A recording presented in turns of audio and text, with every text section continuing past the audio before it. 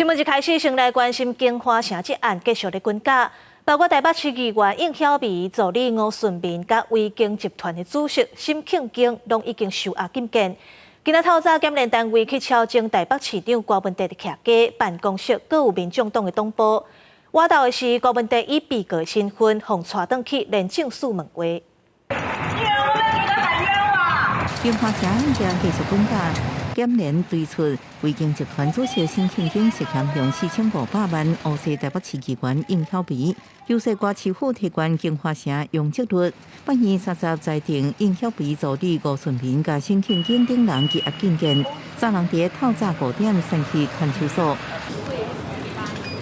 廉政署副署长林汉强佮亲身带队兵分真热路，到前台北市长郭文哲、前副市长潘正生徛家所在。廉政署也证实，会传唤郭文哲，定性重点是郭文哲放行金华城用积率涉犯多利罪部分。检联也公布所在民众党中央党部甲郭文哲伫台北大楼的办公室。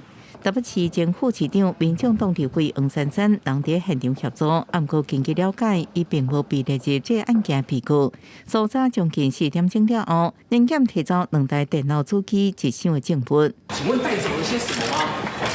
民众党发出声明表示，唔知检联所在理由甲必要性，按过议员配合调查，佮呼吁检联伫所在定数当中，遵守正当的法律定数，唔通有超过侦查必要范围。